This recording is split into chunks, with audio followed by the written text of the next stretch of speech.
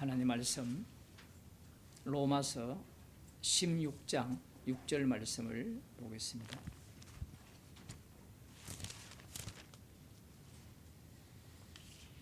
제가 읽어 드리겠습니다. 너희를 위하여 많이 수고한 마리아에게 문안하라. 아멘. 성경은 참으로 불친절합니다. 무엇이 불친절하냐? 너희를 위하여 수고한 마리아라고 했을 때 이 마리아를 누구만 아느냐라는 거예요. 그 로마에 있는 성도들만 아는 마리아입니다. 후대에 사람들이 이 마리아가 누굴까 연구를 해봐도 찾지 못하고 추론할 뿐이죠. 적어도 로마에 있는 성도들만은 로마서 16장에 나오는 인물들을 이제 알게 될 것이고 안다라고도 볼 수 있고요. 또 다른 한편으로는 몰라도 돼요. 여러분 요셉 압니까? 요셉 만나봤어요? 모세를 만나봤습니까? 안 만나봤잖아요. 사람들이 당황하는 게 이런 거거든요. 마리아가 누굴까? 그럼 너는 모세는 아느냐 이거죠. 성경에 좀 설명되어 있으니까. 여기에 마리아라는 특정 인물이 등장하고 그가 이 로마의 교회를 위하여 많이 수고했다라는 사실을 알 수 있습니다. 여기에 보면 이 본문이 조금 이해하기 어렵기 때문에 머리가 똑똑한 사람들은 너희를 위하여 많이 수고한 마리아라는 이 구절을 우리를 위하여 많이 수고한 마리아로 바꾼 경우도 있어요. 어떻게 그렇게 할 수 있습니까? 라고 하면 이 성경에 원본이라는 게 없잖아요. 사본들이 있고 거기에 이 본문을 이해함에 있어서 어떻게 하면 더 잘 이해할 수 있을까 하여서 우리를 위하여 수고한 마리아라고 하면 사도 바울을 위하여 그 일행을 위하여 수고한 브리스가와 아골라처럼 그러한 인물로서 소개하면 이 본문을 이해하기가 더 쉽지 않겠느냐 그런 생각을 해서 그런 식으로 바꾼 경우도 있습니다. 우리를 위하여 했든 너희를 위하여 했든 이 중요한 것은 이거죠. 많이 수고했다. 그러니까 문안하라 이렇게 사도 바울이 명령을 하잖아요. 문안하라는 것은 명령입니다. 어떻게 보면 권면이라 볼 수 있지만 하나님의 말씀은 이 모든 것이 법이에요. 왜 말씀이 법이 되느냐 하면 인간이 선악과를 먹었기 때문에 선악과를 먹은 자들은 판단을 하게 되어 있습니다. 판단한다는 것은 모든 걸 뭘로 본다는 거예요? 법으로 본다는 겁니다. 이걸 하면 선이고 하지 아니하면 악이고 하나님 말씀도 인간의 그 죄인됨을 인정하면서 주시는 말씀입니다. 여기에서 우리가 이제 오늘 본문을 갖고 생각해야 될 부분이 마리아라는 특정 인물 여기에 주목하기보다는 그가 많이 수고했다라는 이 부분을 우리가 주목할 필요가 있습니다. 물론 신학자들은 이 마리아가 여성이기 때문에 사도 바울이 여성인 마리아를 그 시대적 상황에 빗대어 볼 때는 굉장히 그 시대의 사람들과 다른 관점에서 칭찬하는 대목이라 이렇게 해석을 해요. 이건 왜 그런 해석이 나오느냐 하면 이 페미니즘의 등장이죠. 그 여성, 남성 이거 구분하지 않습니다. 성경은 기능만 이야기를 해요. 하와가 먼저 선악과를 따먹었잖아요. 거기에 대해 사도 바울이 추궁에 들어가거든요. 남자가 먼저 범죄한 게 아니라 여자가 먼저 범죄했다. 그러면 기분 나빠요. 괜히 여자들이. 딸을 낳으면 60일간 이 정결하는 기간이 생기고 아들을 낳으면 30일이고 그런 걸 보면서 이 여성분들이 하나님은 성차별하느냐? 차별해요. 그 차별이 죄의 깊이로 들어가는 겁니다. 다르게 표현하면 사랑이 그만큼 깊다라는 거예요. 그러니까 여자들이 얼마나 악마적이냐라고 하면 사랑의 깊이가 그 깊은 것에 대해서 싫어해요. 우리 교단에서도 보니까 그 여성 안수에 대해서 이제 논의를 하거든요. 그 논의하면 뭐합니까? 예? 여성 안수 안 주면 신학교가 망해요. 신학교 학생들 대학원 안 오거든요, 지금. 계속 줄이잖아요, 숫자를. 뭐 여성에 대해서 사도 바울이 뭐 더 이렇게 특별하게 이렇게 언급하는 것은 그 시대의 어떤 문화적 상황을 이겨내면서 이 마리아를 칭찬하는 것이 아니냐라고 하지만 성경을 보게 되면 여성들의 그 활약이 도드라집니다. 그러면 남자들 입장에서는 여러분 마태복음 1장만 보더라도 여성들이 더 위대합니까? 남성들이 위대합니까? 여성의 이름이 세 사람이 나오거든요. 이 바세바는 이름이 안 나와요. 우리아의 아내가 나오고 다말, 기생 라하, 룻, 그 다음 마리아죠. 4명이 나오는데 원래는 5명이라는데 5명이 아니에요. 이 한번 보세요. 그런 식의 관점이라면 남자들은 아무리 많아도 쓰잘데기 없는 남자예요. 그러면 남성 중심이 성경을 왜 이런 식으로 기록해서 따져야 될 거 아닙니까? 이 관심 자체가 어디에 있냐면 남성이 더 우월하냐 여성이 더 우월하냐. 그러면 당신은 여성이 안수받는 게 어떻게 생각합니까? 네 마음대로 하세요. 어차피 말 안 들어요, 인간들은. 성경에 보면 드보라라는 여자 사사도 있지 않습니까? 있죠. 그 있다라는 말은 그만큼 악하다라는 거예요. 그러면 드보라가 자기 공로 챙기려고 사사합니까? 공로를 그 어리버리한 그 군대 장관에게 맡기잖아요. 근데 당신이 가지 아니하면 가지 않겠습니다. 쪼다짓을 하는 거예요, 남자가. 원래 기능이 그렇게 하게 돼 있는데 이 드보라가 사사로 등장을 하는 겁니다. 오늘의 여성들이 안수받고자 하는 그 목적은 딴 데 있죠. 니만 잘났나 나도 잘났다라는 거예요. 왜? 기존 남자들도 목사 안수를 받고자 하는 목적이 따로 있어요. 주와 함께 죽고자 하기 위해서 안수를 받고자 하는 게 아닙니다. 주님과 함께 죽기 위해서 나 이 세상에 아까 우리 잠언서 30장을 봤지만 위풍당당한 모습이 누구라 했습니까? 왕이잖아요. 그 목자가 되어서 나 위풍당당하게 살고 싶다라는 그잖아요. 주님은 위풍당당했죠, 십자가에서. 위풍당당하니까 온갖 조롱과 멸시와 그 천대가 쏟아부어졌거든요. 이 본문을 해석할 때 이 마리아가 여성이기 때문에 아니면 앞서서 버리스가도 여성이기 때문에 뭐 이런 이야기를 자꾸 끄집어내는데 그런 얘기를 지금 성경에서 말하고자 하는 게 아니에요. 십자가의 고난은 남성 여성이 없어요. 대신에 이 구약적 맥락 속에서 남성 여성은 이 십자가의 사랑의 깊이를 드러내는 그 기능들을 보여주는 역할일 뿐입니다. 그 여자들이 목사한다 그러면 그만큼 개판이라 생각하면 돼요. 무슨 말씀인지 이해되시죠? 지금 말귀를 못 알아들으면 방법이 없습니다.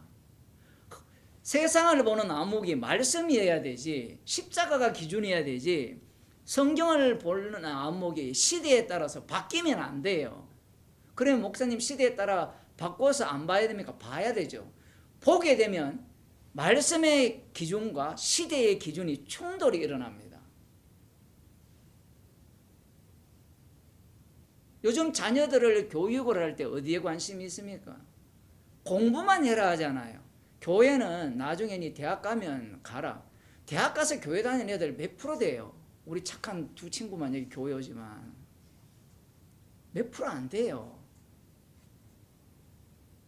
그 고3 때까지 억눌렸던 그 마음을 어디에서 해소하겠어요? 술 마시기 바쁘죠. 놀기 바쁘죠. 자녀들에게 말씀을 부지런히 가르치고 교육을 해야 되는데 말씀을 왜 가르칩니까? 자녀들에게 돈이 안 되는데. 예? 특히 복음을 아는 사람들 자녀들에게 말씀을 왜 가르치겠어요? 가르쳐봤자 쪼다밖에 안 되거든요. 맞잖아요. 예를 들어 자녀가 어릴 때부터 나 목사하고 싶어 그러면 말씀을 가르쳐 보세요. 목사의 길이 어떤 길입니까? 너 인생 쫑난 길 아닙니까?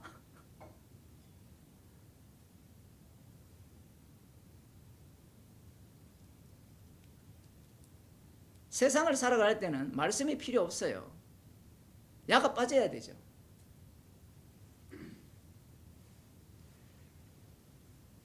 마리아가 많은 수고를 했거든요. 여러분 같으면 많은 수고를 한 사람에 대해서 어떤 대우를 하겠습니까? 1번 칭찬한다. 2번 욕한다. 몇 번입니까?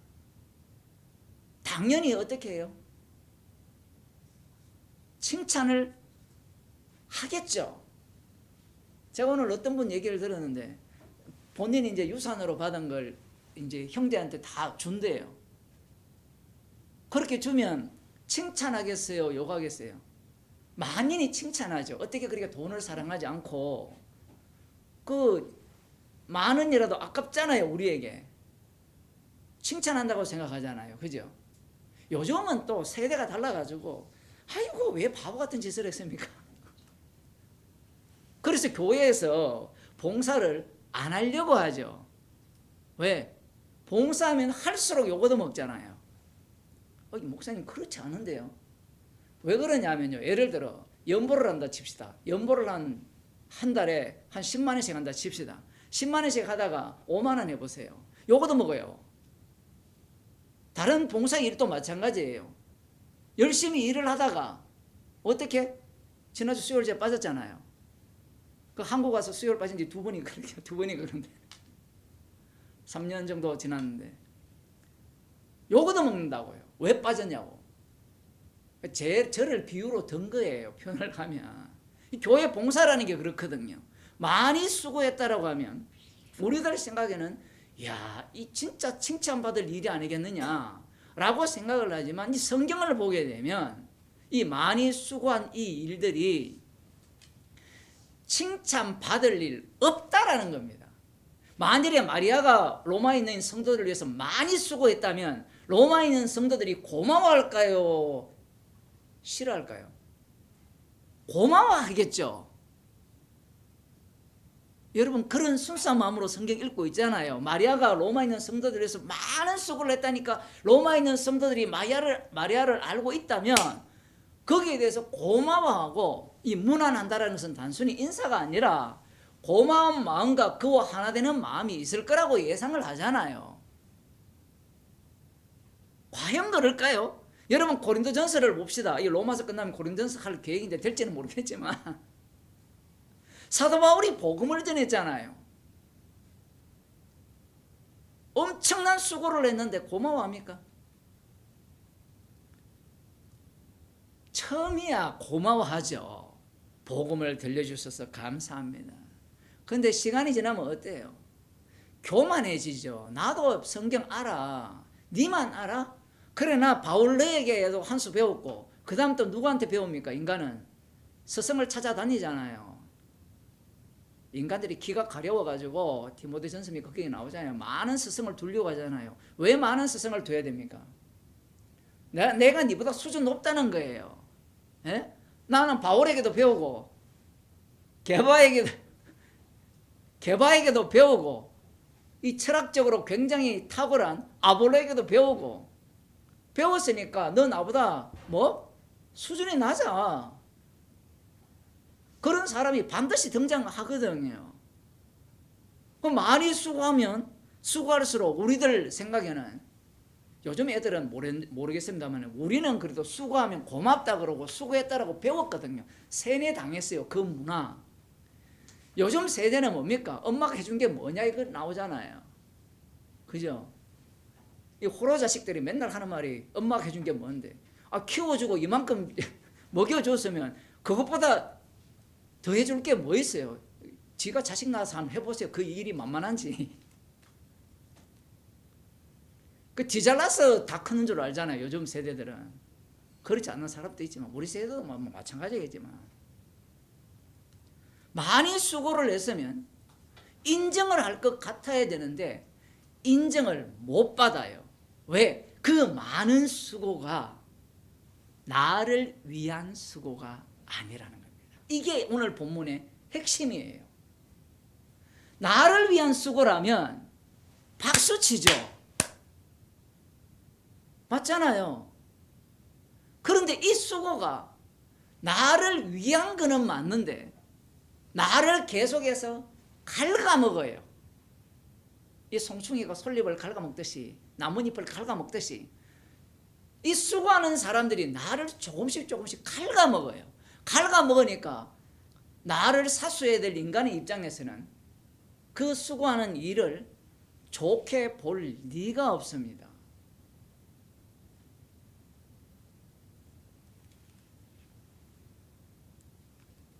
열왕기하 2장을 한번 봅시다.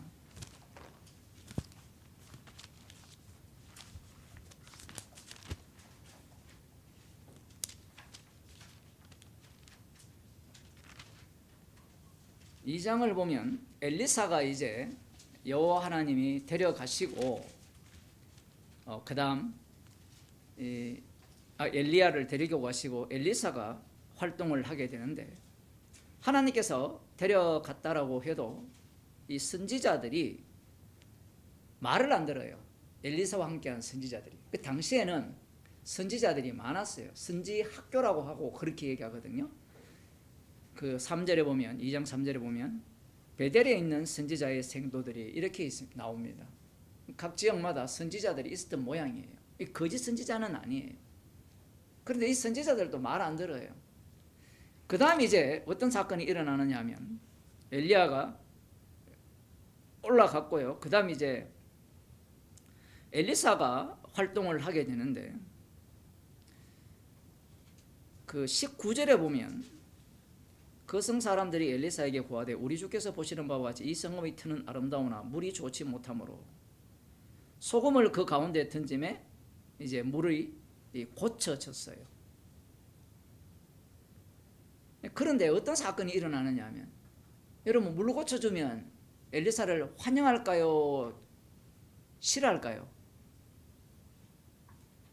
환영해야 되죠. 그런데 23절 봅시다. 엘리사가 거기서 베델로 올라가더니, 뭐 그 동네예요. 베델로 올라가는데 길로 행할 때에 젊은 아이들이 성에서 나와서 저를 조롱하여 가로되 대머리여 올라가라 대머리여 올라가라 하니라. 그러니까 엘리사가 대머리였던 모양입니다.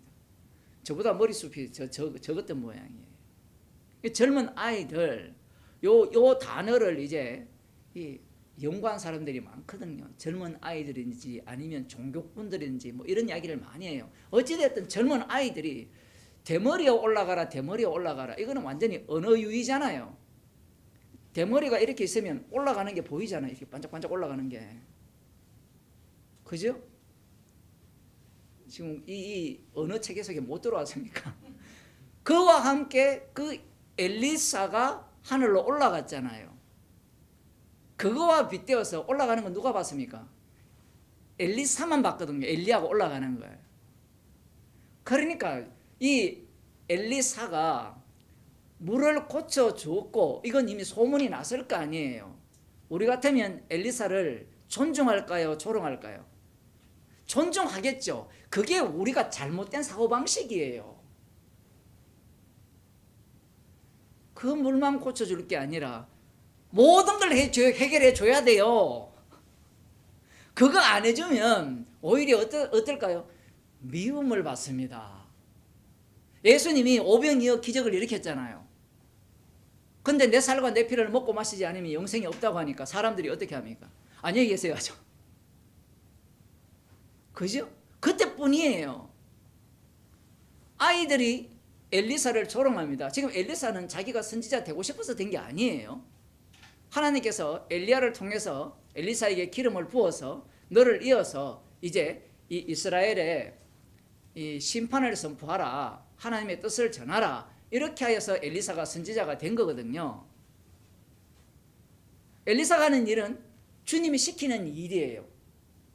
이게 봉사입니다. 봉사. 우리가 볼 때는 물을 고쳐주니까 야, 그 뭐 좋겠다. 능력이 있으니까 우리는 이런 생각밖에 못 하거든요. 그런데 그 능력 자체가 이전부터 보게 되면 그 스승 엘리야가 비를 내리지 않게 하고 비를 내렸잖아요. 3년 반 동안. 하늘에서 불을 내려서 참된 여호와가 하나님이심을 증거했잖아요. 어떻게 되었습니까? 이세벨이 죽일 거다라고 했잖아요. 그래서 36개 도망을 쳤잖아요. 자살한다고 하니까 하나님이 어떻게 합니까? 그래, 네가 자살하지 말고 내가 데리고 가겠다 해가지고 너는 세 사람에게 기름을 부어서 이 하나님의 심판을 삼중적으로 이스라엘에게 심판할 것을 그 전하고 너는 데리고 가겠다 이렇게 하셨거든요. 그 엘리사 같은 경우에도 마찬가지입니다.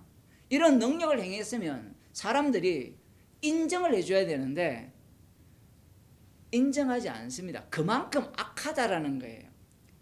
우리 같으면 이 정도 능력을 보여주면 어떻습니까?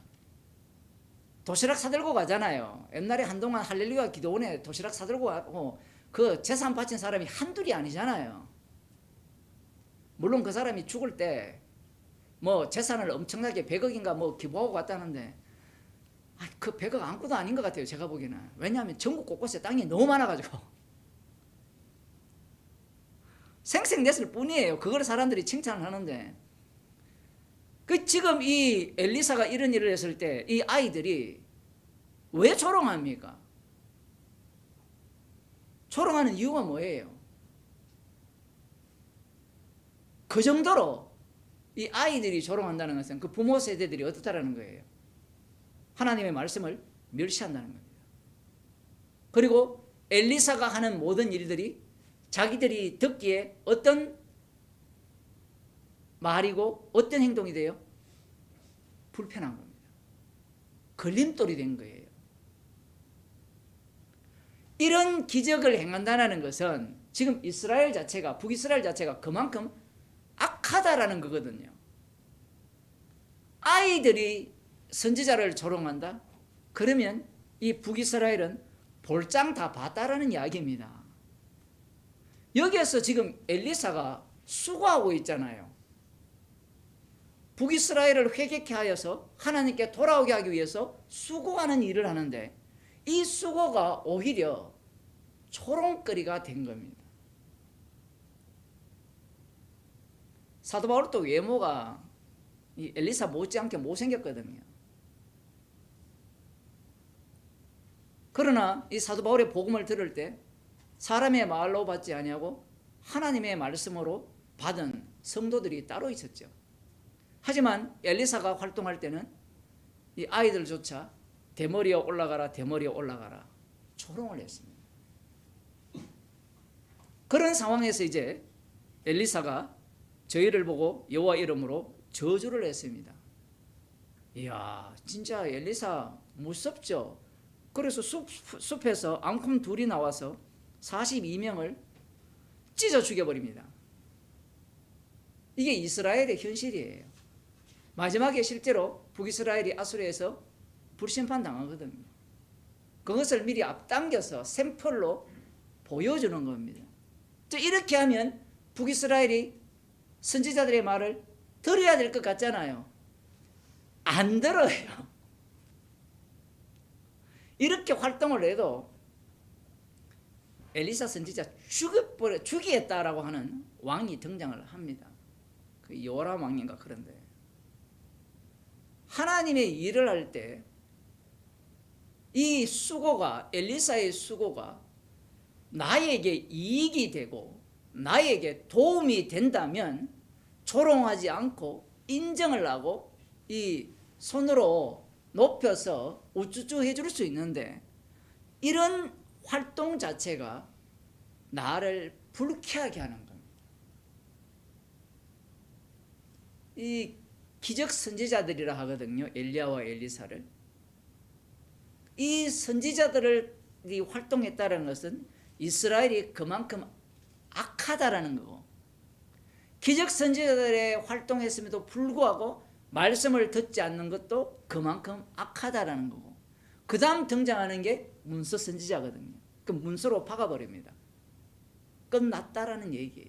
기적 선지자 때도 끝났지만 그 이후에 문서로 아예 써버리면 너희들은 이미 끝났다, 심판밖에 남은 게 없다 라는 이제 차원으로 넘어가게 됩니다. 예레미야 8장을 한번 볼까요? 예레미야 26장 봅시다. 먼저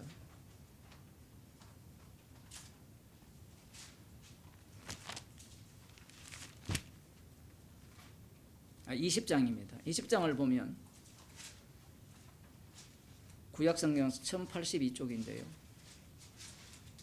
제사장 임멜의 아들 바스훌은, 요 이야기하기 전에 그 앞부분에 좀 봐야 되는데 14절, 에레미야가 여호와께서 자기를 보내사 예언하게 하신 도벳에서 돌아와 여호와의 집들에 서서 모든 백성에게 말하되, 만군의 여호와 이스라엘의 하나님이 말씀하시되, 보라, 내가 이 성에 대하여 선언한 모든 재앙을 이 성과 그 모든 촌락에 내리시리니 이는 그 목을 곧게 하여 내 말을 듣지 아니함이니라 하셨다라.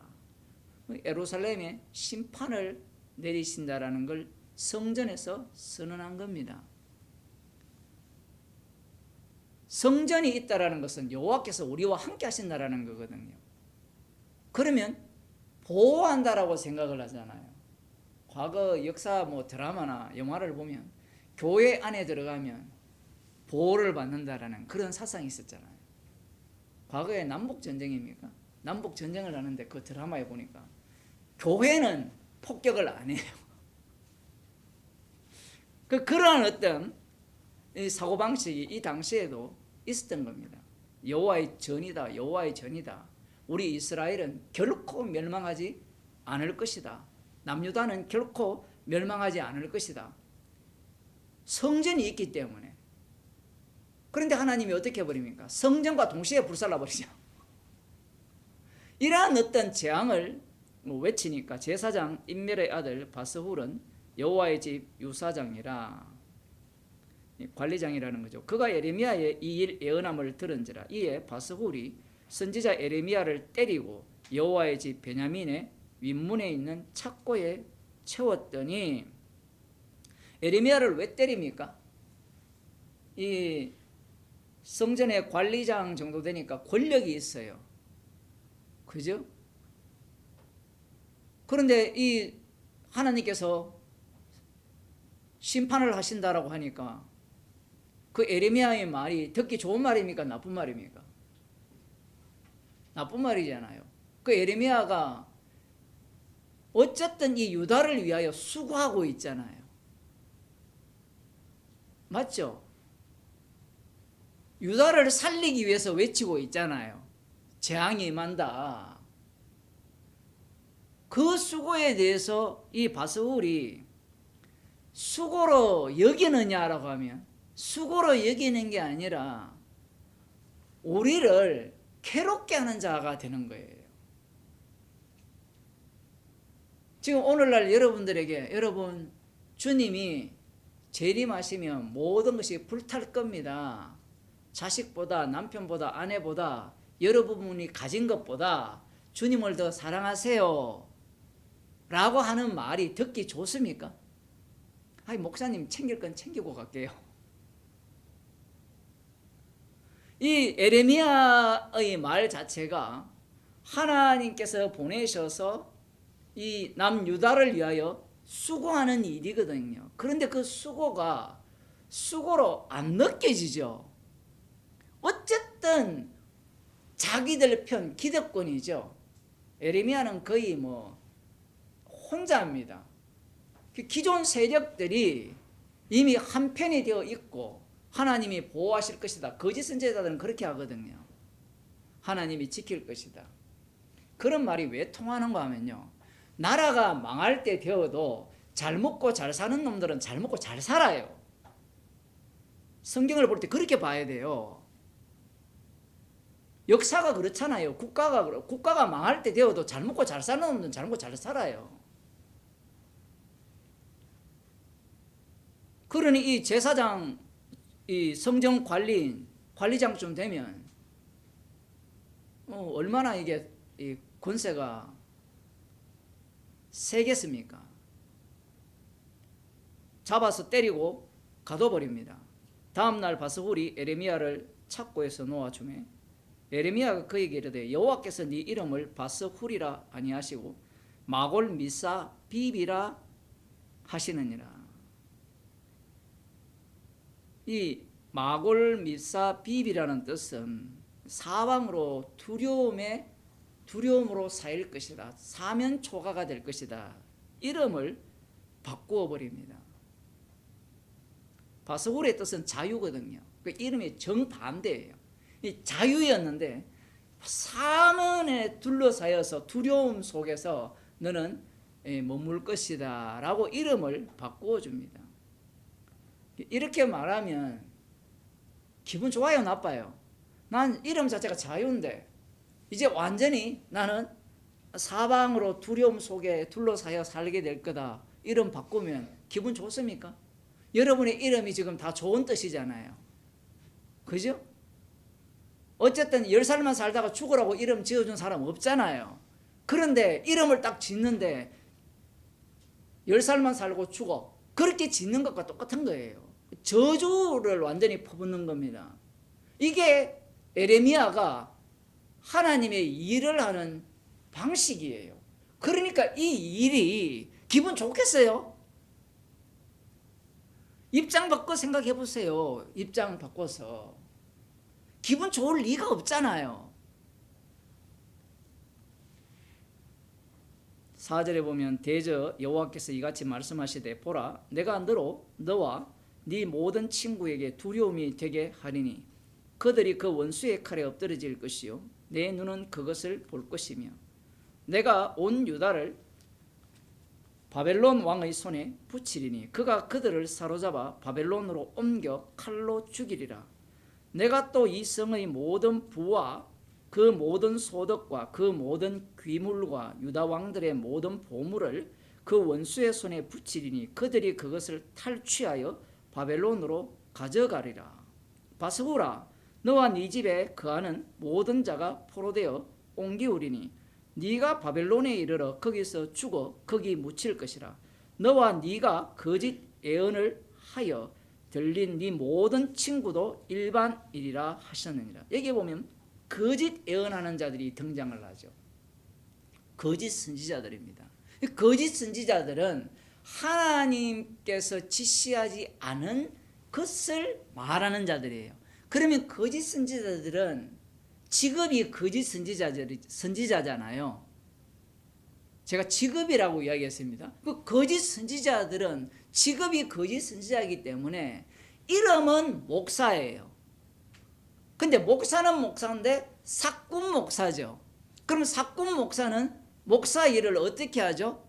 돈벌이로 하는 거잖아요. 돈벌이. 그 돈은 누구에게서 나옵니까? 교인에게서 나오죠. 교인으로부터 돈을 받으려면 목사가 어떻게 설교를 해야 돼요? 그들의 귀에 스윗한 달콤한 이야기를 해야 돼요. 지금 우리가 이렇게 어렵지만 하나님이 우리의 보호자 되시고 여호와는 강하신 분이기 때문에 여호와의 손이 나를 도우신다면 나의 사업은 어떻게 번창할 것이고 우리 자녀는 잘 될 것이고 희망을 주지 않는 이 설교자는 제거됩니다. 맞죠? 그런 사람을 교회 목사로 세울 이유가 없잖아요. 교회 목사를 뽑을 때, 단임 목사를 뽑을 때, 뭐 큰 교회는 그렇지 않지만 앞으로 교인 수를 몇 명까지 늘릴 수 있습니까? 예를 들어 한 200명 성도가 교인들이 있다면 한 300명까지는 하겠습니다. 그 다음 나오는 사람이 400명, 500명 하면 500만 원 사람을 뽑아요. 물론 요즘은 그렇게 뽑는 경우가 거의 없을 겁니다. 왜? 너가 아버지 마시노부터 묻거든요. 지금은. 맞잖아요. 유승민 딸내미가 보면 다른 사람과 비교해서 뭐예요? 그 사실이잖아요. 사실. 뭐 여러분 정치에 관심이 없죠? 그죠? 그 조국은 그 딸은 아버지를 잘못 만났어요. 맞죠? 한동훈은 아버지를 잘 만났고 그 아들은. 교회도 똑같아요. 너가 아버지 뭐 아시노? 요즘은 이제 네 누구 아노? 이제 이렇게 하거든요. 거꾸로 서울에 있는 대형교회 목사들에게 요청을 한대요. 이제 지방에 있는 대형 교회들이 이 담임 목사가 비면 그 사람의 추천을 받아서 가는 겁니다. 그럼 그 추천을 받기 위해서 그 받고자 하는 사람들이 얼마나 애를 쓰겠어요. 세상에 공짜가 어디 있습니까?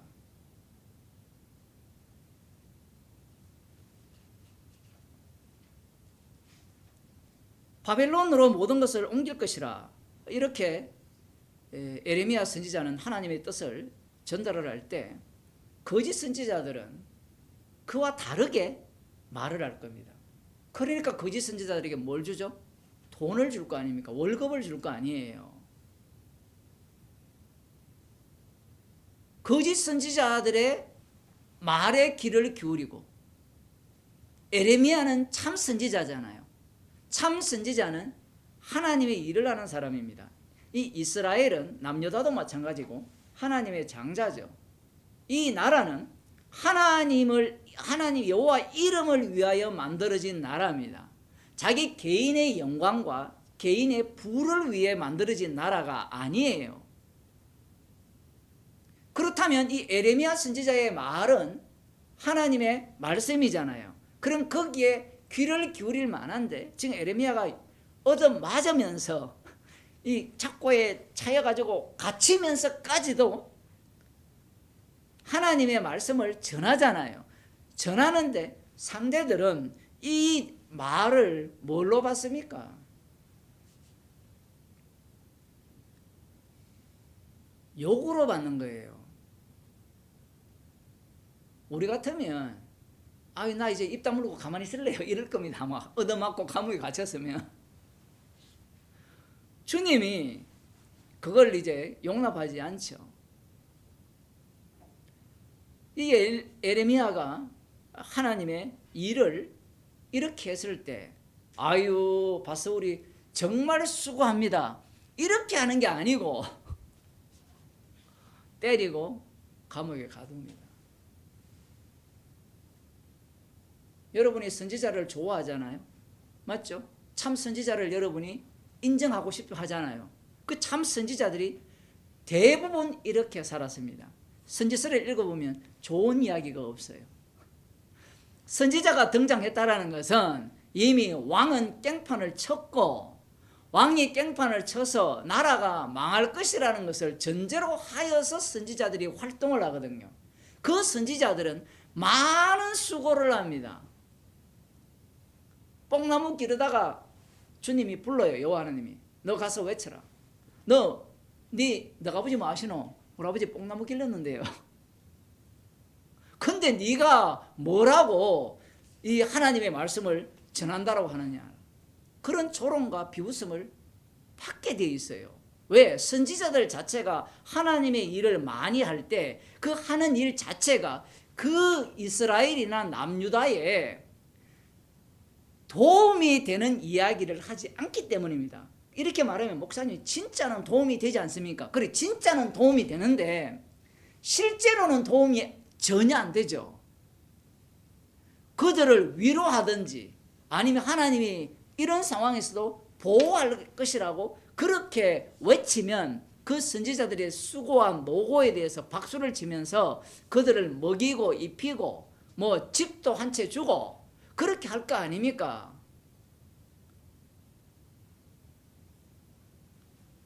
그런데 선지자들이 하는 그 일들이 돈을 내는 사람들에게 불쾌하게 하고 화나게 하는 일을 한 거예요. 그러니까 이 선지자의 수고를 어떻게 인정하겠습니까? 마리아의 수고라고 하니까 사람들이요, 이걸 자기 입장에서 마리아가 로마에 있는 성도들을 위해서 많이 수고했으니까 야, 이 수고는 모든 사람들이 환영하고 받아들일 수고였다. 그래서 마리아를 칭송할 것이다. 이렇게 생각하고 이 본문을 읽는다라는 겁니다. 그렇지 않다라는 이야기를 제가 지금 하고 싶은 거예요. 그러니까 너희를 위해 많이 수고한 마리아에게 문안하라 했을 때, 야, 이 말씀이 과연 로마에 있는 성도들에게 어떻게 들렸을까요? 성경에 안 나오거든요. 그런데 고린도 교회를 보게 되면 이 로마에 있는 교회도 별반 다르지 않았을 가능성이 높습니다. 시간이 지나면 이 교회가 개판이 돼요. 아니, 주님, 시간이 지나면 교회가 성숙해야 되지 않습니까? 여러분 어때요? 장로님 교회 오래 다녔었잖아요. 시간이 지나니까 어때요? 그전에는요, 말씀이 두렵고 하나님이 두려워서 함부로 못하는 일들이 시간이 지나 보니까 하나님 있기는 있어, 개코로 있어, 없어. 모든 것은 내 뜻대로 돼. 사람하기 나름이야.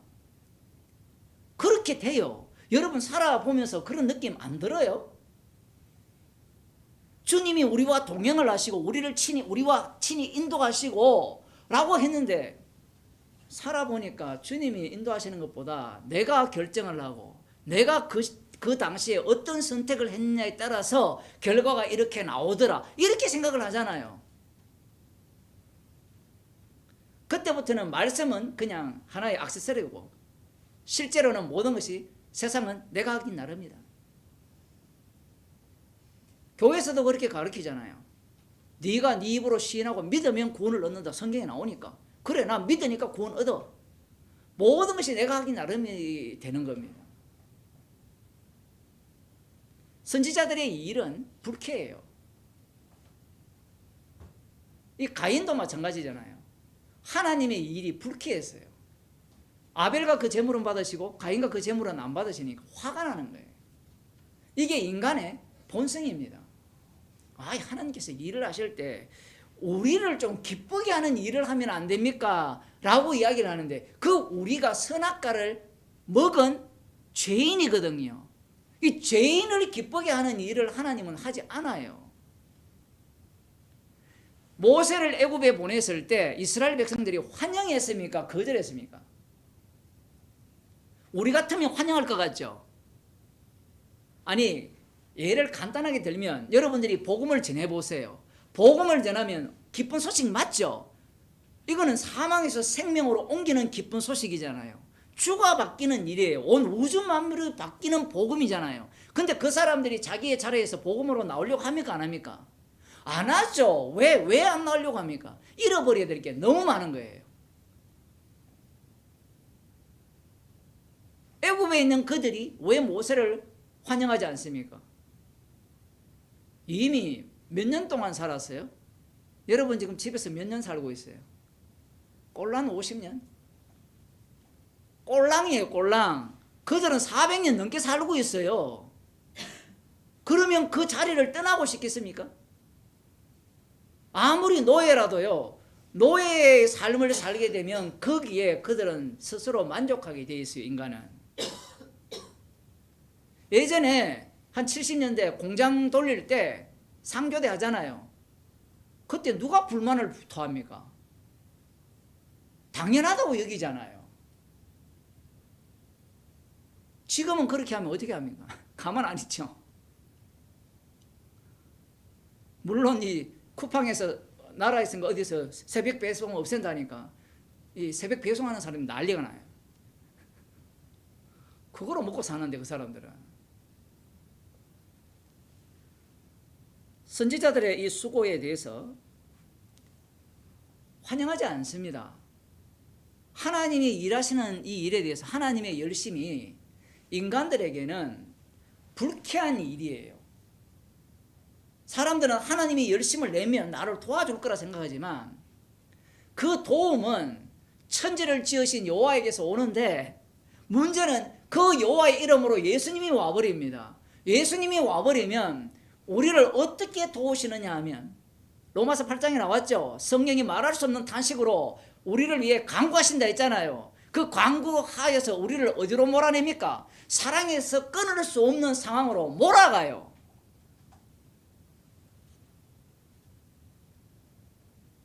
그 하나님의 열심을 인간들은 원치 않는다라는 겁니다. 시편 22편을 봅시다.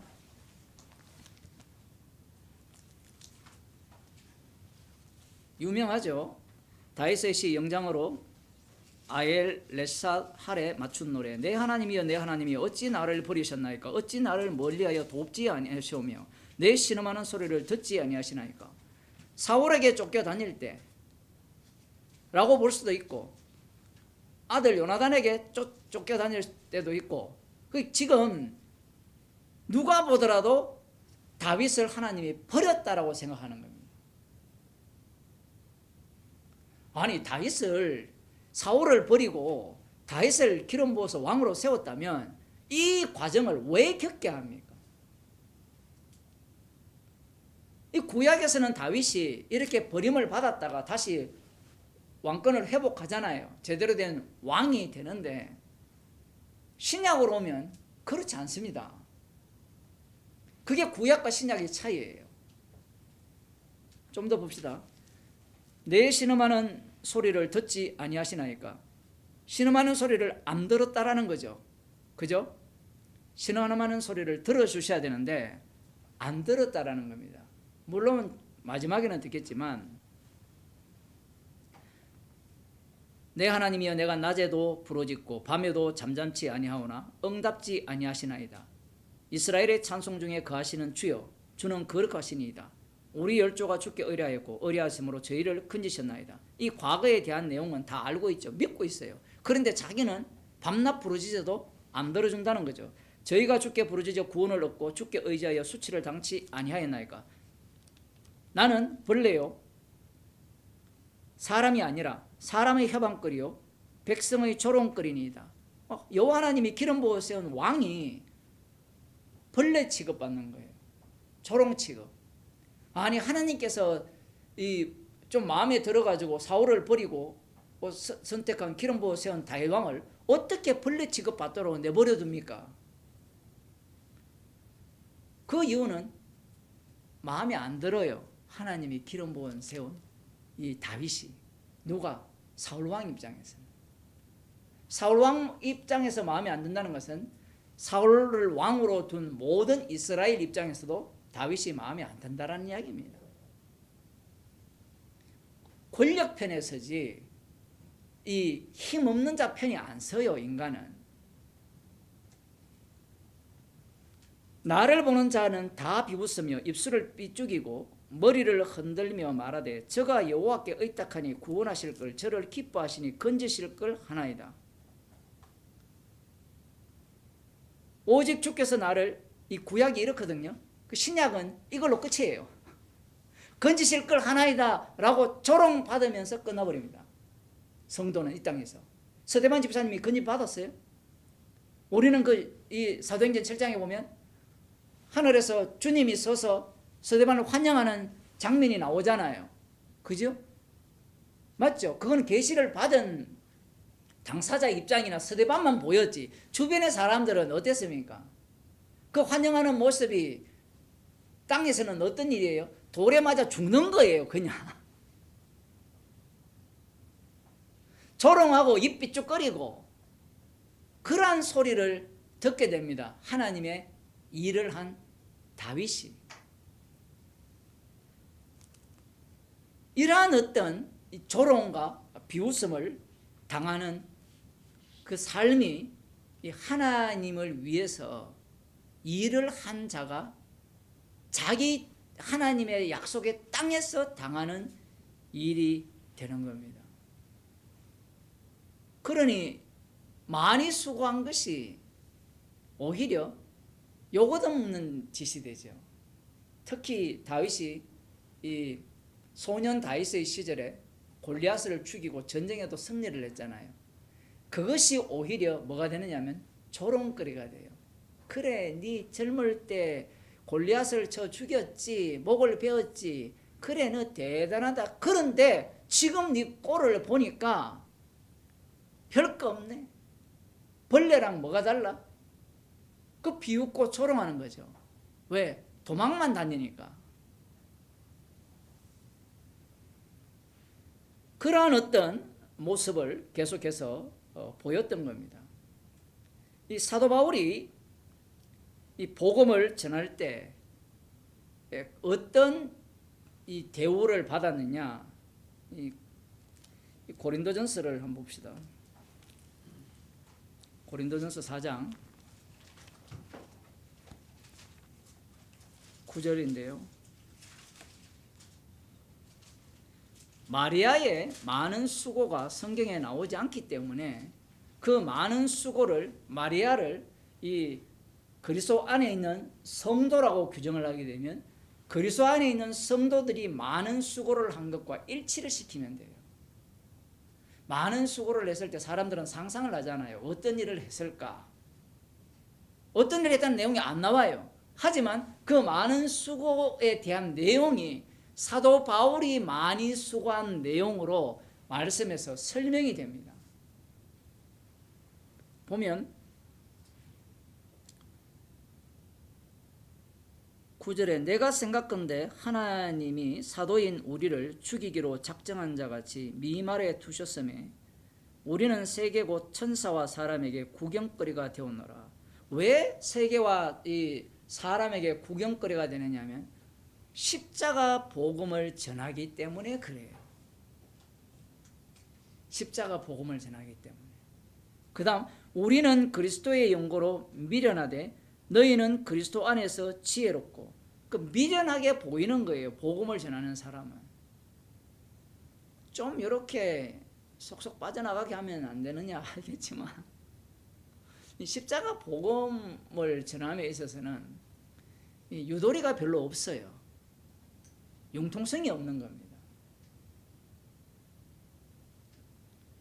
너희는 그리스도 안에서 지혜롭고 우리는 약하되 너희는 강하고 너희는 존귀하되 우리는 비천하여. 그 비천한 모습, 약한 모습, 그 상대가 볼 때는 만만하게 보일 수밖에 없는 거예요. 바로 이 시간까지 우리가 줄이고 목마르며 헐벗고 매맞으며 정처가 없고, 야, 주님이 찾아오셔서 복음을 실어나르는 수레로 만들었다면 줄이고 굶주리고 헐벗고 매맞는 일은 없어야 되지 않아요? 근데 주의 일을 한다는 주님의 종이라는, 주님의 사도라는 사도 바울과 그 일행들을 보게 되면 줄이고 목마르고 헐벗고 매맞고, 특히 사도 바울이 자비랑 했다라고 사람들이 떠들어대잖아요. 맞죠? 자비랑 했잖아요. 고린도 교회에 천막을 만들었잖아요. 그러면 사도 바울이 복음을 전하기 위해서 천막을 만들었다면 그 천막 장사가 어떻게 돼야 돼요? 날로 부흥해서 자본금을 빵빵하게 모아놔가지고 사도 바울이 죽을 때까지 한 방에, 그죠? 한 방에 한 엄청난 수익을 얻게 해가지고 더 이상 교인들로부터, 교회로부터 헌금 후원받을 필요도 없고 더 이상 일하지 않도록 주님이 몇 배 축복, 축복에 백배 축복을 해줘야 되잖아요. 순복음은 이런 걸 안 보는 모양이에요. 사도 바울은 100배의 축복을 받은 게 아니라 일하면 일할수록 더 꼬라박았어요. 지금 성경이 그렇게 되어 있어요. 더 헐벗고 굶주렸다 되어 있거든요. 주님은 왜 그렇게 일을 안 합니까? 많이 수고하죠. 주를 위하여서. 그 일하는 자체도 주를 위하여서, 성도들을 위하여서 수고하는 거잖아요. 복음을 전하기 위해서 복음을 치러 나른다는 말은 바울이 하는 모든 일들은 복음을 전하기 위함이에요. 그러면 성도들을, 이방인들에게 복음이 전파되면 그들이 복음을 듣고 믿음으로 말미암아 그들로 유익하게 하기 위한 수고잖아요. 그런데 그 수고를 하는 사도 바울의 모습을 보게 되면 헐벗고 굶주리고 매맞고 그런 사람을 환영하고 싶겠습니까? 오늘날도 아마 환영하지 않을 겁니다. 만일에 헐벗는다, 굶주린다 그러면 목사가 말이야 복음을 전한다고 말해놓고 제대로 복음을 안 전하니까 주님이 안 먹여주지, 이렇게 나올 거예요. 남이 그런 게 아니고 우리가 그럴 가능성이 100%입니다. 주님의 은혜가 아니면 이 시각 자체가 안 바뀌어요. 시선이. 그뿐만 아니라 외부의 시선도 마찬가지죠. 헐벗고 굶주린다. 아유 뭐 돈 없어서 모임 못한다. 우리도 언제까지 할지 모르잖아요. 예를 들어 뭐 유튜브는 대단한 뭐 그런 것 같지만 못하면 뭐라고 하겠어요? 저봐 복음이고 뭐고 그 복음 아니야. 그런 조롱을 받을 수밖에 없습니다. 사도 바울이. 그 조롱받기 위해서, 비웃음 되게 하기 위해서 주님이 형편을 그렇게 만든 거예요. 그 우리 생각에는 하나님의 영광이 되고 이 세상의 빛과 소금이 되어야 된다라는 그 논리를 갖고 바울에게 적용하면 하나도 안 맞아요. 아니 천막 장사를 냈으면 하나님이 함께 하신다면 보호를 해주고, 이 장사가 잘 되어서 이 특히 이 브리스가와 아굴라가 계속해서 후원을 했잖아요. 그러면 후원이 제대로 헐벗고 굶주리는 일이 없도록, 그럼 조금 더 나아가면 매맞는 일조차 없도록 하면 되잖아요. 주님이 정 안 되면 뇌물을 주서라도 매를 안 맞게 빼돌리면 되잖아요. 근데 주님이 그렇게 일을 하지 않습니다. 그 다음 나오는 게 또 수고하여 친히 손으로 일을 하며 나오죠. 수고하여 일을 한 거예요. 이 수고라는 단어가 마리아가 많은 수고를 했다라는 그 수고와 같습니다. 단순히 돈 버는 일 수고도 여기에 들어가지만 모든 일들이 이 수고 속에 포함되어 있어요. 후욕을 당한 적 축복하고 핍박을 당한 적 참고, 이런 바보가 어디 있습니까? 핍박을 당하는데 왜 참아요? 이게 하나님의 일을 하는, 주님의 일을 하는 사도 바울의 모습입니다. 그 다음 13절에 비방을 당한 적 권면하니 우리가 지금까지 세상에 더러운 것과 만물의 찢기같이 되었도다. 자 보세요. 많은 수고를 하면 할수록 세상에 더러운 것과 만물의 찢기같이 되는 겁니다.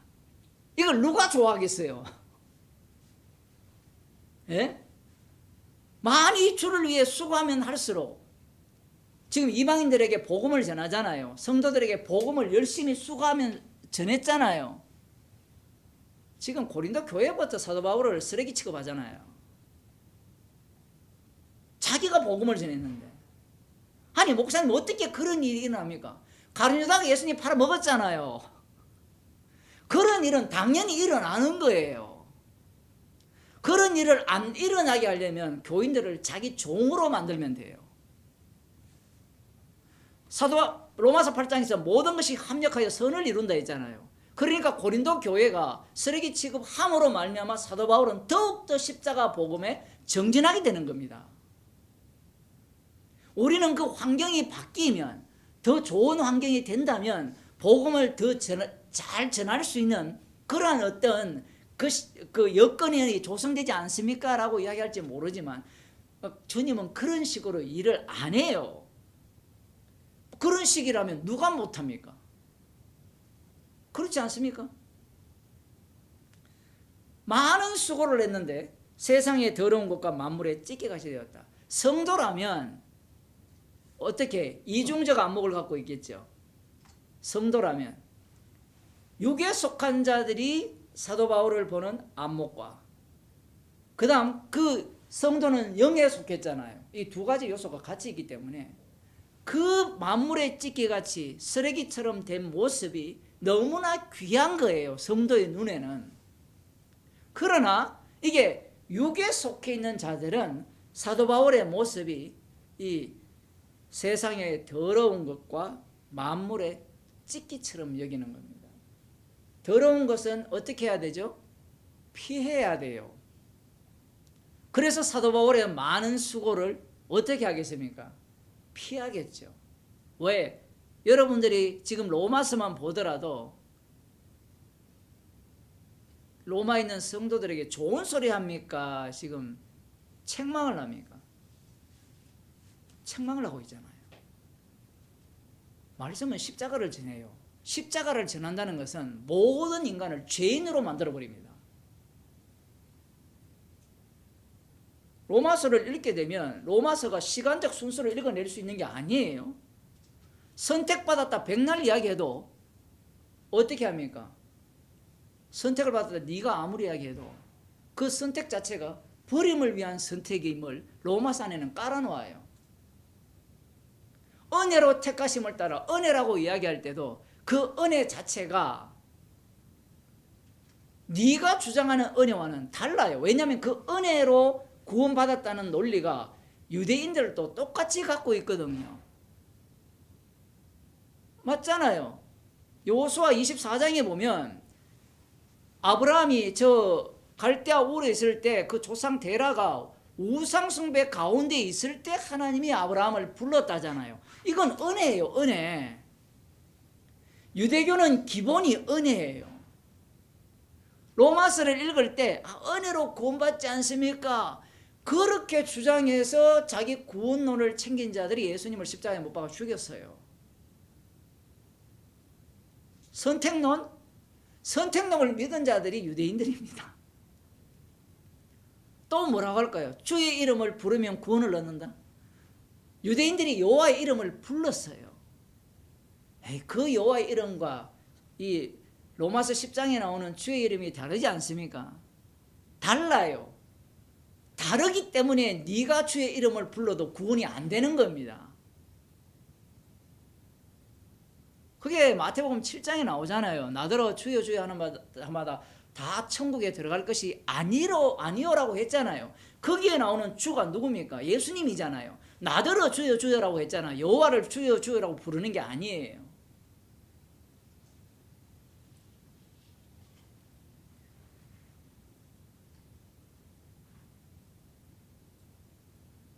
고린도전서 15장 10절을 한번 봅시다.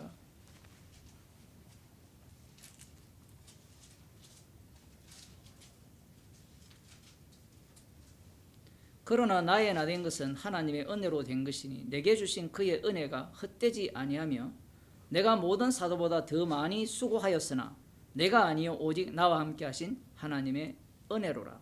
이 모든 사도보다 더 많이 수고했다. 요 문장이 마리아가 많이 수고했다 너희를 위하여 요 문장과 같은 문장입니다. 다른 사도보다 많이 수고했어요. 다른 사도보다 많이 수고했는데 뭐라고 이야기합니까? 하나님의 은혜로 된 것이라 이렇게 이야기하죠. 부르심부터 시작해서 많이 수고한 것이 다 그의 은혜라는 겁니다. 내게 주신 그의 은혜가 헛되지 아니하여 내가 모든 사도보다 더 많이 수고하였으나 은혜가 헛되지 않다라는 것을 보여주기 위해서 많은 사도보다 더 수고했다라는 겁니다. 우리는 은혜라고 하면 거기에 뭘 배제하려고 하죠? 행위를 배제하려고 하죠. 맞죠? 맞잖아요. 행위로 구원 못 받으니까 그 말은 맞잖아요. 그죠? 그런데 은혜가 헛되지 않기 위해서 다른 사도보다 더 많이 수고했어요.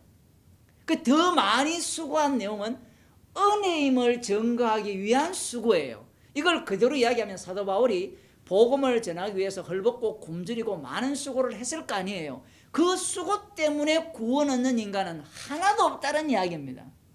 그리고 그 모든 수고가, 그 모든 행위가 은혜라는 거예요. 은혜라는 것은 십자가에서 주님이 완성하신 그분이 주가 되셔서 선물로 주신 거예요. 십자가의 완료성을 증거하기 위한 주님의 선물입니다. 내가 아니요, 여기에 보면 더 많이 수고하여서는 내가 아니요 오직 나와 함께 하신 하나님의 은혜로다. 이게 갈라디아서 2장 20절에서는 이제는 내가 사는 것이 아니요 내 안에 그리스도께서 사신다라고 이야기했죠. 그러면 안에 그리스도께서, 이 이야기가 중요한 게 뭐냐면 사도 바울이 일을 하잖아요. 그러면 자기가 많이 수고한 것이 사도 바울이 했습니까? 사도 바울 안에 사는 그리스도가 했습니까? 예? 우리는 답변을 어떻게 하느냐면 사도 바울 안에 사는 그리스도가 했다라고 답변을 할 가능성이 100%예요. 맞죠? 그런데 오늘 본문에 보면 나와 함께 하신 하나님의 은혜라 이렇게죠. 여기에도 이야기할 때 앞에 뭘 전제로 꺼내냐면 내가 아니요 라고 하죠. 이거 굉장히 중요합니다. 내가 아니요 나와 함께 하신 하나님의 은혜라는 이야기를 하거든요. 내가 아니요가 들어가야 돼요. 이제는 내가 사는 것이 아니요 내 안에 그리스도께서 사신다라는 이야기를 한 내용이 뭐냐면 다른 사도보다 많이 수고하는 거예요. 많이 수고했을 때 타인의 평가를 봅시다. 누가 지금 수고했어요? 여러분이 복음을 위해서 예를 들어 연보를 했다, 아니면 뭐 어떤 봉사를 했다, 선교를 했다 할 때 누가 했어요? 네가 했잖아 이야기하잖아요. 오늘 또 밥 사왔잖아요. 안 사왔는지 모르겠지만 누가 했어요? 네가 했잖아요. 그 주님이 일을 할 때 네가 하게 해요. 네가 많이 수고했는데 이게 하나님의 은혜가 되어진다면 내가 아니요 내 안에 그리스도께서 하신 것이 돼요. 이 자기 부인의 능력이 그 행위를 통하여서 드러내는 겁니다. 지금 사도 바울이 이렇게 이야기하면 사람들이 좋아할 것 같죠? 사람들이 좋아할까요? 안 좋아할까요? 질문 자체가 이미 의도가 있잖아요. 안 좋아합니다. 왜 안 좋아하느냐면 네가 그렇다면 내가 하는 일도 뭐가 되죠? 내가 아니요 내 안에 사신 그리스도께서 하셨다가 되죠. 그러면 자기가 한 일이 뭐가 되죠? 부정이 되잖아요. 자기가 한 일이 부정이 되는 일을 누가 좋아합니까? 이게 만만치 않습니다. 복음이 하나님의 은혜로 내가 아니요 하나님의 은혜로 내가 다른 사도보다 많이 수고했다 할 때 듣기는 굉장히 좋은데 사도 바울이 하는 말은 그 모든 수고가, 많은 수고가 내가 한 게 아닙니다. 그러면 누가 했느냐 따질 거 아니에요. 은혜로 하잖아요. 갈라디아서 2장 20절에 하면 내 안에 사신 그리스도께서 하셨다는 거예요. 그런데 그 말만 하는 게 아니고 사도 바울은 질문을 하면 그 앞에 뭐라고 하는가 하면 내가 사는 게 아니고 내 안에 그리스도께서 사신다. 그러면 상대가 뭐라냐면 네가 지금 살고 있지 않느냐, 네가 했지 않느냐, 네가 많은 수고를 했지 않느냐. 아니 나는 아니고 하나님의 은혜예요. 내 안에 그리스도께서 사시기 때문에 그리스도께서 하셨습니다. 그러니 나는 아니요라고 했기 때문에 십자가밖에 자랑할 수밖에 없어요. 나는 아니요라는 이 고백은 십자가에서만 나오거든요. 그러니 사도 바울이 다른 사도보다 많이 수고했다 했을 때 우리는 착하기 때문에 나름 야, 이 사람들이 듣기 좋아했겠다 라고 하지만 사람들은 싫어합니다. 은혜라는 말을. 은혜라는 말을 할 때 내가 은혜요라고 할 때 사람들이 좋아해요. 모든 것이 은혜라고 원불교에서 주장하거든요. 플랜카드 많이 걸어놨습니다. 원불교 뭐랍니까? 거기 모임하는데 보면 모든 것이 은혜요라고 할 때 내가 은혜, 내가. 근데 사도 바울은 나는 아니요라는 내용을 이 본문에 집어넣어 놨습니다. 그래서 다른 모든 사도보다 많이 수고했다라고 할 때, 자, 마리아가 너희를 위하여 많이 수고했다 할 때 그 많은 수고가 하나님의 은혜였죠. 그러면 그 마리아에게 문안하라 했을 때 너희들이 수고하는 수고는, 많은 수고는 뭐가 되죠? 너희와 함께 하신 하나님의 은혜가 돼요. 예를 들어 사도 바울이 스페인으로 가려고 하는데 너희들을 격려하여서 여러분들로부터 보냄을 받아서 내가 스페인으로 가겠다 했을 때 만일에 여러분들이 그 수고를 한다면 그 많은 수고가 어떤 수고예요? 여러분들이 나를 영접하여서 이 후원금을 주어서 스페인으로 보내는 겁니까? 아니면 여러분이 아니요, 여러분과 함께 하시는 그리스도죠. 그리스도께서 그렇게 하시는 거냐라고 묻는 겁니다. 목사님, 성경을 그렇게 어렵게 해석할 필요가 있습니까? 이게 어려운 게 아니고 여러분들이 문제예요. 인간들이. 원래 복음은 그런 거예요. 복음은 십자가의 복음이기 때문에 인간의 죄를 드러내고 그 죄를 드러내면서 주님이 십자가에서 홀로 어떻게 다 이루셨는가를 드러내는 게 성경이에요. 그러니 많이 수고한 마리아에게 문안하라는 이 말 자체가 만만치 않습니다.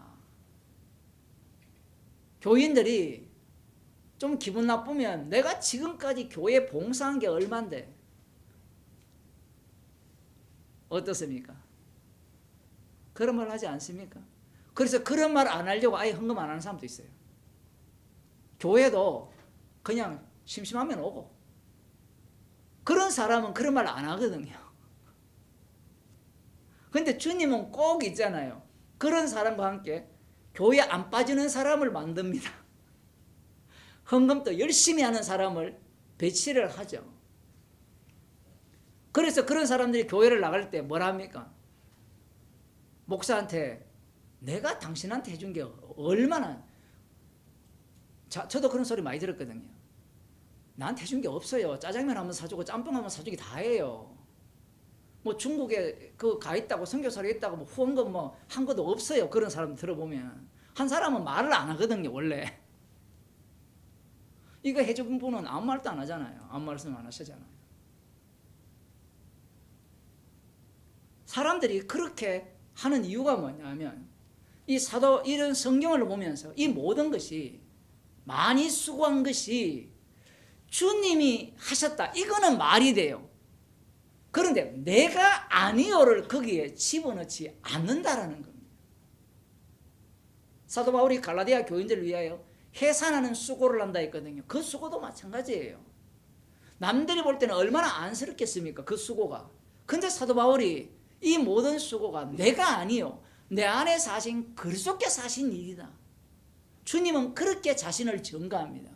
주님은 하늘 우편에 올라가셨잖아요. 승천하셨잖아요. 그죠? 그런데 주님이 뭐라 했는가 하면 세상 끝날까지 너희와 함께, 항상 함께 하신다 했잖아요.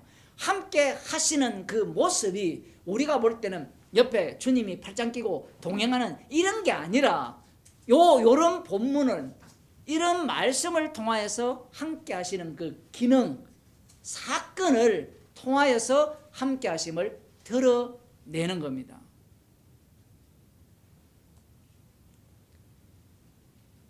누가복음 17장을 보고 마치겠습니다. 우리는 이 정답만을 굉장히 중요하게 여기기 때문에 이 정답과 전체 과정이 말씀에서는 굉장히 중요해요. 그래서 창세기부터 요한계시록이 전체가 하나라도 빠지면 안 되는 겁니다. 그 우리는 정답만 챙기면 창세기 필요 없잖아요. 17장 여기에 보면 7절에 보면 예수님께서 이렇게 말씀을 하십니다. 너희 중에 네게 밭을 갈거나 양을 치거나 하는 종이 있어 밭에서 돌아오면 저더러 곧 와 앉아서 먹으라 할 자가 있느냐? 도리어 저더러 내 먹을 것을 예비하고 띠를 띠고 나의 먹고 마시는 동안에 수종 들고 너는 그 후에 먹고 마시라 하지 않겠느냐? 명한 대로 하였다고 종에게 살해하겠느냐? 이와 같이 너희도 명령받은 것을 다 행한 후에 이르기를 우리는 무익한 종이라 우리의 하여야 할 일을 한 것뿐이라 할지니라. 아멘. 여기에서 우리는 무익한 종입니다. 여기에 우리는 꽂히죠. 그런데 예수님의 말씀은 뭐냐면 명령받은 것을 다 행한 후에 무익한 종이라 할 것이라 라고 말씀하고 있습니다. 이야, 정말 이게 놀라운 말씀이죠. 아니, 행한 게 필요 없다면서요. 행함이. 맞아요. 말은 맞아요. 우리의 어떤 행함도 하나님께 영광이 안 돼요. 그런데 우리의 모든 행위가 하나님의 영광이 됩니다. 그게 로마서에 나오죠. 먹든지 마시든지 무엇을 하든지 하나님의 영광을 위하여 하라라고 하잖아요. 어떤 일도 하나님께 영광이 안 되는데 어떤 일도 하나님께 영광이 된다라는 겁니다. 이 두 가지를 동시에 갖고 있는 거예요. 성도의 행위는. 그래서 모든 것을 행한 후에 나는 무익한 종입니다. 사도 바울이 하는 고백이 그거예요. 여기에서는 나와 함께 하신 하나님의 은혜라 했잖아요. 여기에는 무익한 종이다라는 표현을 하지 않잖아요. 사실은 그 내용이 들어가 있어요.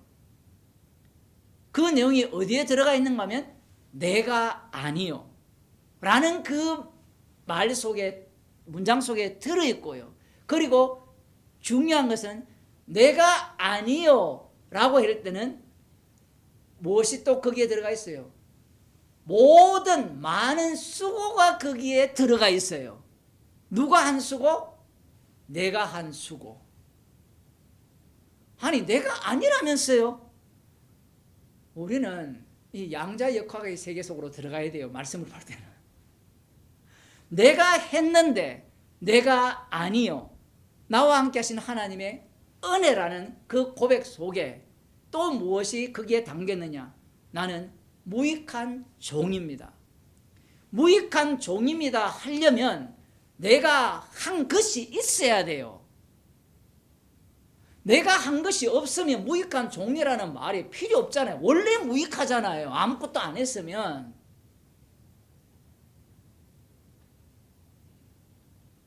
은혜로 구원된다. 십자가에서 다 이루었다. 그러니까 사람들은 자기 챙기기 바빠요.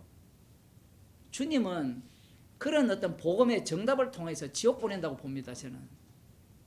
말씀이 우리 이 건물 자체가 우리가 빠져나갈 수 없을 만큼 촘촘하게 구성이 되어 있어요. 그래서 말씀을 이 세밀하게 봐야 되는 이유가 거기에 있는 겁니다. 마리아의 많은 수고, 그러면 마리아 입장에서는 바울에게 칭찬을 받았으니까 자신을 유익한 종으로 볼까요? 무익한 종으로 볼까요?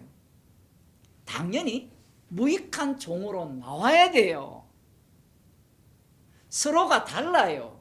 로마에 있는 성도들은 많이 수가 마리아를 영접을 하고 문안을 하고 그에 대해서 감사를 한다면 마리아 입장에서는 나는 무익한 종이고 내가 한 것 아니고 내 안에 사시는 그리스도께서 하셨고 나와 함께 하시는 하나님의 은혜였다라는 교제를 나눕니다. 그러면 마리아가 많이 수고했다라는 것에 대해서 문안했을 때 그러한 화답을 받았을 때 성도라면 그게 기뻐요. 근데 성도 아닌 자는 이게 서로가 박수가 아니라 한쪽은 이렇게 가고 한쪽은 이렇게 간 거잖아요. 지금 이해하셨죠? 문안하라 해가지고 문안해보니까 만이수관 이쪽은 뭔가 하면 내가 한 게 아니라고 해버려요. 여기에 인간들이 삐집니다. 화가 나요. 그 근본적 바탕이 뭐라 했습니까? 그렇게 된다면 내가 한 것도 뭐가 되죠? 내가 아니요? 하나님의 은혜가 되니까 기분 나빠서 교회 안 나옵니다. 그때부터. 그러니 만이수관 마리아에게 문안하라는 것이 십자가 사건 속으로 이 성도들을 합류시키면서 이 말씀조차도 이 걸음종이가 됩니다. 지옥 갈 때는 빨리 지옥 가세요. 말씀이 그만큼 무서워요. 십자가의 이 복음이 살아있기 때문에 그렇습니다. 기도하겠습니다. 하나님 아버지, 로마에 있는 성도들을 위하여 만이수관 마리아에게 문안하라고 하셨습니다. 문안이 목적이 아니라 이 말씀을 통하여서 다시 십자가 사건 속으로 합류시키시고 십자가에서 주님이 홀로 다 이루셨음을 증거하는 자리로 초대하는 말씀임을 저희들에게 들려주심을 감사드립니다. 저희들을 긍휼히 여기사 주님을 위하여 많이 수고하는 자 되게 하시고 나는 아니요 나와 함께 하신 하나님의 은혜라고 고백하며 무익한 종이라고 고백하는 주의 백성으로 살게 하여 주옵소서. 주 예수 그리스도의 은혜와 하나님 아버지의 크신 사랑과 성령의 교통하심이 주님이 명하신 모든 것을 행한 후에 무익한 종이라고 고백하기를 소원하는 주의 백성에게 축원하옵나이다. 아멘.